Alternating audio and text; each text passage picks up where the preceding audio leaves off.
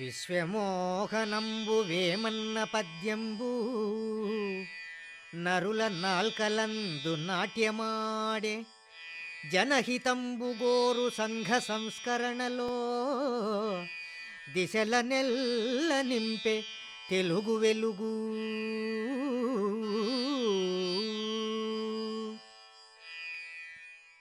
వేమన మనకు 1000 ముఖాలుగా కనపడతాడు. అందులో ఒకటి సామాజికం. ఈ ఒక్క అంశమే సామాన్య ప్రజల్ని బాగా ఆకర్షించగలిగింది, ప్రభావితం చేయగలిగింది. దీనివల్లనే ప్రజలకు దగ్గరయ్యాడు, ప్రజాకవి అనిపించుకున్నాడు. మానవుని సాంఘిక జీవనం ఎలా ఉండాలి, ఎలా ఉండకూడదు, సంఘంలో ఉన్న లోపాలు ఏమిటి, వాటిని ఎలా సరిదిద్దుకోవాలి అని ఆనాడే చెప్పాడు. కాబట్టే ఆయన సంఘ సంస్కర్త అన్న గుర్తింపు పొందాడు. ప్రజల జీవనం దిద్దాలనుకున్న ప్రబోధకుడు మొట్టమొదట మనిషి ఎలా ఉండకూడదో చెప్పాలి. అది సంఘ సంస్కరణకు ప్రాథమికంగా పునాది.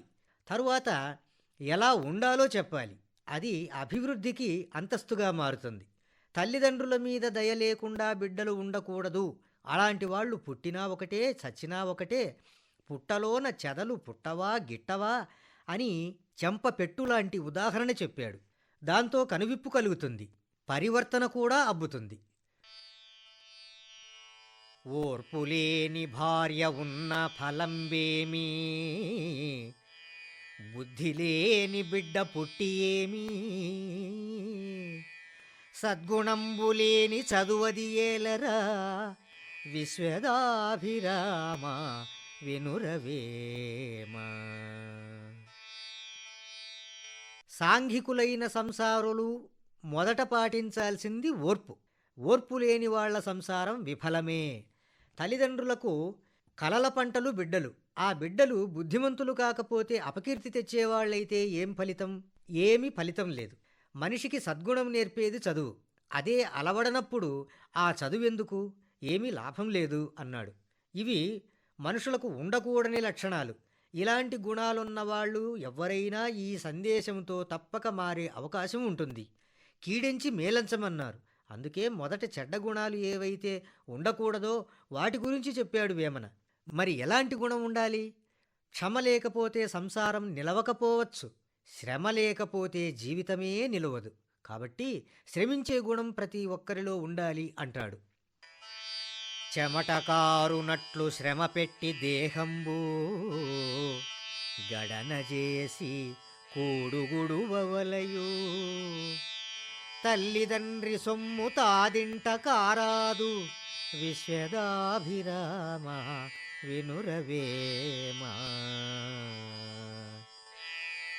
సమాజానికి చీడ పురుగులు సోమరులు. కుటుంబంలో ఒక్క సోమరివాడు ఉంటే ఇక ఆ కుటుంబం అల్లకల్లోలమే. ఏది చేయకుండా అన్నీ తేరగా రావాలనుకుంటాడు సోమరి. తల్లిదండ్రుల్ని పీక్కు తింటుంటాడు. అప్పటి సంఘంలో కూడా ఇలాంటి వాళ్లను చూసే వేమన ఈ పద్యం చెప్పి ఉంటాడు. శ్రమించేవాడికే ముద్ద తినే హక్కుంది అన్నది ఇక్కడ వేమన ఉద్దేశం. అందుకే చెమటోడ్చి కష్టపడి నీ సంపాదనతో నువ్వు బువ్వ తిను, అంతేకాని తల్లిదండ్రి సొమ్ము కాదు అని హెచ్చరించాడు. దీంతో సోమరులంతా ఉలిక్కిపడాల్సిందే. లోకంలో పాపం పుణ్యం రెండున్నాయి. వీటిలో చేయరానిది పాపం, చేయాల్సింది పుణ్యం. మరి పాపం అంటే ఏది? పెక్కుజనుల గొట్టి పేదల వధించి, డొక్క కొరకు ఊళ్ళు దొంగిలించి, ఎక్కడికి నిబోవ ఎరిగి యముడు జంపు, విశ్వదాభిరామ వినురవేమ. ఒక్కని పొట్ట పోసుకోవడం కోసం 10 మంది పొట్టలు గొట్టి పేదవాళ్లను చంపి ఊళ్ళు దోచుకొని ఎక్కడికి పోగలవు? యముని చేతికి చిక్కకుండా ఉంటావా? పాపానికి పరిహారం అప్పుడు పొందవా అంటున్నాడు. పాపాన్ని ఖండించేటప్పుడు భయపెట్టి చెబుతాడు వేమన. కోటి గ్రంథాల్లో సారం ఒక్క మాటలో చెప్పాలంటే అపకారం చేయడం పాపం, ఉపకారం చేయడం పుణ్యం అని. వీలుంటే ఉపకారం చెయ్యి, వీలున్నా అపకారం చేయొద్దు. ఇదే మానవత్వం. ఈ విషయాన్నే భారతంలో తిక్కన స్పష్టం చేశాడు. ఒరులేమేమియునర్చిన నరవర అప్రియము తన మనంబునకగు తా నొరులకు అవిసేయకునికి పరాయణము పరమధర్మపదములకెల్లన్. ఇతరులు ఏవి చేస్తే నీ మనసుకు బాధ కలుగుతుందో అవి నువ్వు ఇతరులకు చేయవద్దు. అంతకంటే మించిన ధర్మం లేదు అంటాడు. ఏ నేరం చేస్తే పాపం వస్తుందో చెప్పిన వేమన పుణ్యం గురించి కూడా చెప్పాడు. దాన్ని ఎలా చేయాలో కూడా వివరించాడు. చిత్తశుద్ధి గలిగి చేసిన పుణ్యంబు కొంచెమైన అదియు కొదువగాదు. విత్తనంబు మర్రి వృక్షంబునకునెంత విశ్వదాభిరామ వినురవేమ. ఆ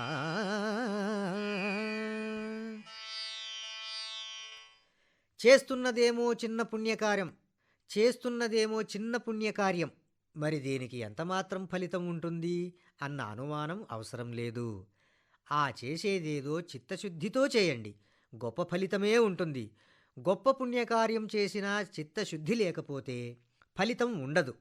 కనుక అంకితభావంతో చేయాలి. ఎంతో కొంత పుణ్యం చేయడం నేర్చుకోండి మొదట, ఫలితం గురించి ఆలోచించకండి అన్నది వేమన ఉద్దేశం.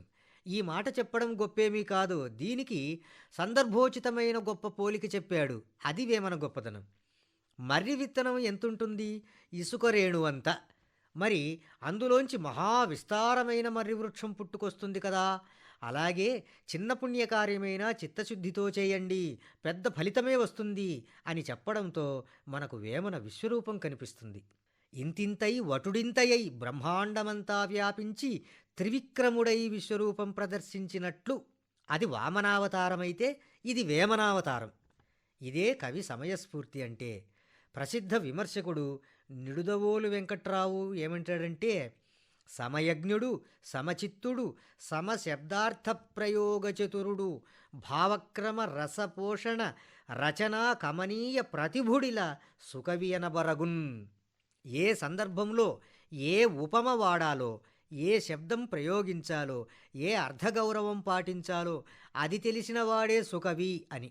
తరువాత సంఘంలో కొందరు పరుషంగా మాట్లాడే అల్పులుంటారు, చల్లగా మాట్లాడే మంచివాళ్ళూ ఉంటారు. వాళ్ళ గురించి వేమన కంచుమ్రోగినట్లు కనకంబు మ్రోగునా అంటాడు. లోకంలో అందరూ ఇతరుల తప్పులు ఎత్తి చూపటానికే ముందుంటారు. అయినా తప్పు లేని వాళ్ళెవరు? అందరికీ తప్పులుంటాయి. అలాంటి వాళ్ళ గురించి చెప్పాల్సి వచ్చినప్పుడు తప్పులెన్నువారు తమ తప్పులెరుగరు అంటాడు. అలాగే కొందరు మంచికి చెడుకు తేడా తెలియని మూర్ఖులుంటారు. వాళ్ళు మంచిని ఎలాగో గ్రహించలేరు, కానీ వాళ్ళకంటే పరమమూర్ఖుల్ని, లుబ్ధుల్ని మెచ్చుకుంటూ ఉంటారు. అది వాళ్ళ స్వభావం. ఇక అలాంటి వాళ్ళ గురించి చెప్పాల్సి వచ్చినప్పుడు పంది బురద మెచ్చు పన్నీరు మెచ్చునా అంటాడు వేమన.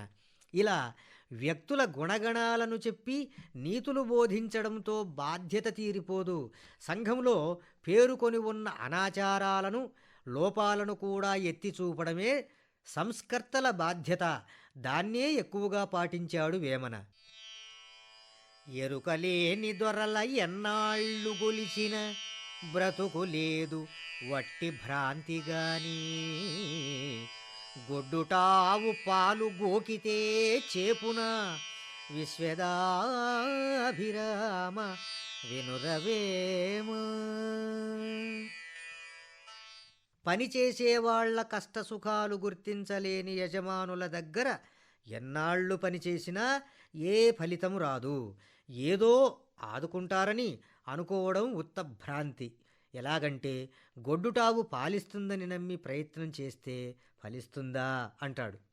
దొరలు అంటే రాజులు, అధికారులు, భూస్వాములు. వీళ్ళు మానవదాస్యం మరిగిన కఠినాత్ములు. వంశపారంపర్యంగా వాళ్లకు సేవలు చేయడమే బడుగు జీవుల పని. ఉదయం మొదలుకొని ఇంటి పని, వంట పనేగాక సాయంత్రం పడకేసే వరకు గొడ్డు చాకిరీ చేయాల్సిందే. ఇంత చేసినా వాళ్ళిచ్చేది గంజి కాసుకోవడానికి కాసిని నూకలే. ఈ వ్యవస్థ మొన్నటిదాకా కొనసాగింది. వేమన కాలంలో ఇంకెలా ఉండేదో దీన్ని బట్టి ఊహించుకోవాలి. అందుకే పద్యం ద్వారా పరోక్షంగా పిలుపునిచ్చాడు. ఏమిటీ పారతంత్ర్యం, ఎందుకీ బానిస బ్రతుకు, స్వాతంత్ర్యం వైపు అడుగులు వేయండి అని. జీవి జీవి సంపి జీవికి వేయగా జీవి వలననేమి చిక్కియుండే. జీవహింసకులకు జీవహింసకులకు చిక్కునా మోక్షంబు విశ్వదాభిరామ వినురవేమ.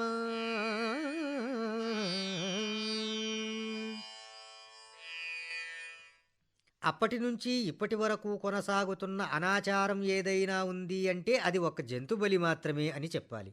దానికి మార్పు రాదేమో అనిపిస్తుంది.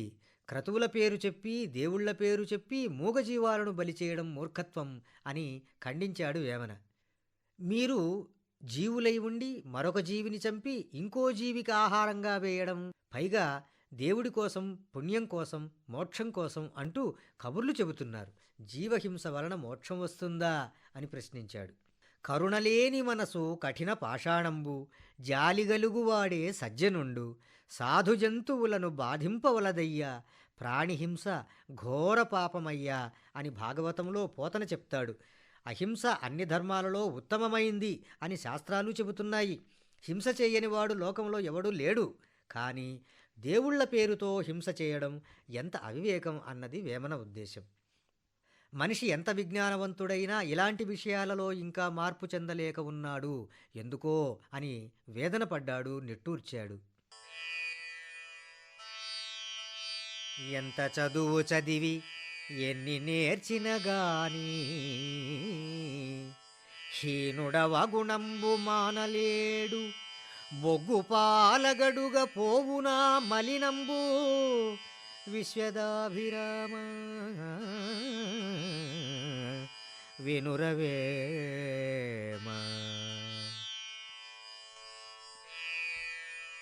ఎంత చదివినా ఎన్ని నేర్చినా మాలిన్యం అనేది మనసులో పేరుకొని ఉంది. బొగ్గును పాలతో కడిగినా దాని నలుపు పోదు కదా. కాబట్టి గొప్పగా చదువులు చదివినా మనిషి పరివర్తన చెందలేకున్నాడు అంటాడు. అందుకే మరో సందర్భంలో చదువు మర్మమెరిగి చదివిన చదువురా అన్నాడు. కొంతమంది కొండంత చదివినా అందులో గోరంత మర్మాన్ని తెలుసుకోవడమే కదా పరమార్థం. ఎప్పటినుంచో దేశాన్ని పట్టి పీడిస్తున్న పెద్ద సమస్య పేదరికం. ఇది నశించాలి అంటే దారిద్ర్యంలో ఉన్నవాళ్ల పట్ల ధనవంతులు దాతృత్వభావం కలిగి ఉండాలి. కానీ అదే కొరవడింది.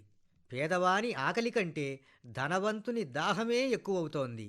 అందుకే ఈ ఇద్దరిలో ఇప్పటి వరకు మార్పు సంభవించలేదు. కుక్కగోవుగాదు, కుందేలు పులిగాదు, దోమగజముగాదు దొడ్డదైన, లోభిదాతగాడు లోకంబులోపల విశ్వదాభిరామ వినురవేమ. లోభత్వం పోయి దాతృత్వం రావడం అసాధ్యం, అది జరగదు అని తేల్చాడు. ఏది ఏమైనా దేశంలో ముఖ్యంగా శాంతి భద్రతలు ఉండాలి. ఒకరినొకరు దోచుకోవడం, నరుక్కోవడం, చంపుకోవడం నేరం, పాపం. దీన్ని శాశ్వతంగా విడనాడాలి. శత్రువులో కూడా పరివర్తన తీసుకురావాలి అన్న సందేశం ఇచ్చాడు.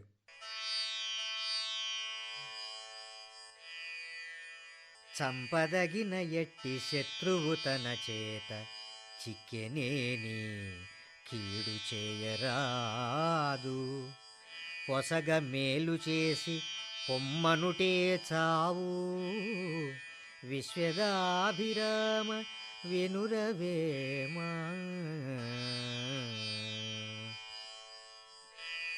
నువ్వు చంపాలనుకున్నవాడు నీ చేతికి చిక్కినా సరే ఆ సమయంలో చంపడం భావ్యం కాదు.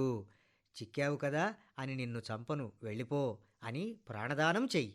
అదే వాడికి చావులాంటిది. నీ మీదున్న ద్వేషభావం వాడిలో అంతరిస్తుంది. నీ ధీరగుణం ఏమిటో వాడికి తెలుస్తుంది. శత్రువును శారీరకంగా కాదు మానసికంగా చంపటమే వీరుని లక్షణం. తద్వారా నువ్వు జయించినంత తృప్తి కలుగుతుంది. దానివల్ల ప్రత్యర్థిలో శత్రుభావం అంతరిస్తుంది. దానివల్ల సమాజం శాంతి మార్గంలో పయనిస్తుంది. ఇది వేమన ఆకాంక్ష. నిన్నటి వరకు మనం కులాలని, వర్గాలని, మతాలని, పార్టీలని ఎన్నో పోరాటాలు, ఎన్నో చావులు చూశాము. వీటన్నిటికీ ఆనాడే స్వస్తి పలికాడు వేమన. ఇది సంఘ సంస్కర్త అయినవాడు ఇవ్వాల్సిన సందేశం. వ్యాధి కలిగెనేని వైద్యుడిచ్చిన ఎట్టి, మందు దినక కాని మానదెందు, చెంత దీపమిడక చీకటి వాయునా విశ్వదాభిరామ వినురవేమ.